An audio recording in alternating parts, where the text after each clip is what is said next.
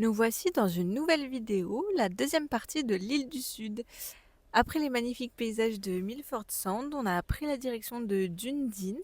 Sur la route, on s'est arrêté à Gore, qui est une toute petite ville qui nous a permis de faire une pause sur la route, que je puisse travailler. On en a profité pour se promener dans la ville. Bon, rien d'exceptionnel, mais une petite ville sympa quand même. Nous voici donc à Dundee, la plus grosse ville au sud de la côte est de l'île du Sud. C'est une ville qui est connue pour son architecture, inspirée de l'Écosse et qui dénote un peu par rapport aux autres villes de Nouvelle-Zélande. Personnellement, c'est pas notre ville préférée. La gare est très jolie, aussi bien de l'intérieur que de l'extérieur. Il y a la cathédrale et l'église qui rappellent vraiment, ce style architectural, européen, on va dire. L'hypercentre est sympa, mais sinon le reste, ça fait très zone industrielle et il y a pas vraiment de démarcation entre, cette zone industrielle et la ville en elle-même. Il y a une rue qui est très connue à Dundee, c'est la Baldwin Street, parce que c'est la rue la plus penchée au monde avec, 35 degrés d'inclinaison.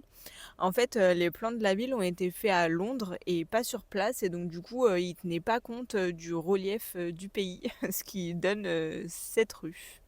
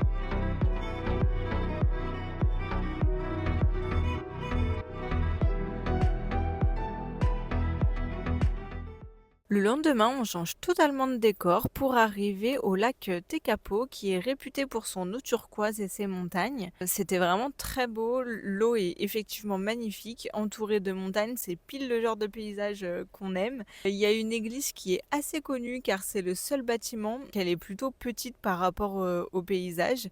Sinon, on a fait nos bons touristes. On a passé l'après-midi dans des sources chaudes avec soi-disant la vue sur le lac. Mais bon, c'était clairement rien de plus que trois petites piscines qui étaient chauffées. Et pour voir le lac, fallait se mettre debout, être assez grand, et c'était vraiment loin. Mais c'est pas grave parce que on a quand même bien apprécié cette petite après-midi détente à patauger dans l'eau chaude, ça nous a fait du bien. Nous voilà à Christchurch, la plus grosse ville de l'île du Sud et la dernière de notre road trip. On y est resté 4 jours pour pouvoir profiter et se poser un peu. La ville a été dévastée par un violent séisme en 2011, donc ils ont dû tout reconstruire, la ville et ça se ressent vraiment par rapport aux autres villes. Les bâtiments sont vraiment beaucoup plus modernes, contemporains dans le centre-ville. Par contre, dès qu'on s'éloigne un peu du centre, on voit que, il y a quelques bâtiments qui sont en mauvais état et un peu vieillots, mais c'est normal, enfin ça s'explique par, l'histoire. Le free camp est autorisé sur toute la zone côtière de la ville, je pense pour rendre attractif, la ville aux touristes et essayer de la faire revivre. Parce que généralement les grandes villes comme ça, le free camp est pas très bien vu, mais là pour le coup oui. On a trouvé un petit food market dont l'entrée est dans une petite rue, mais à l'intérieur il y a énormément de stands de nourriture de tout horizon.